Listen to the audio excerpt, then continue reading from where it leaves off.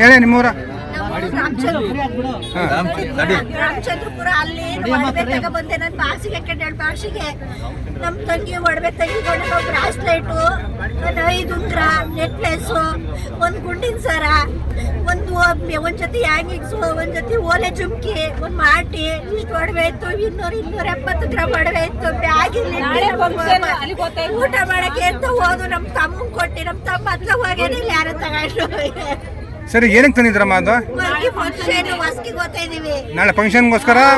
ಚಿನ್ನ ಅದ್ರಲ್ಲಿ ಹಾಕೊಂಡ್ ಬಂದಿದ್ರಿ ನೀವು ಅದು ಆ ಬ್ಯಾಗಲ್ಲಿ ಇಟ್ಟಿದ್ರಿ ಯಾರ ಬ್ಯಾಗ್ ಎತ್ಕೊಂಡು ಹೋಗಿದ್ದಾರೆ ಎಷ್ಟು ಗಂಟೆಗೆ ಆಗಿದ್ದಮ್ಮ ಅದು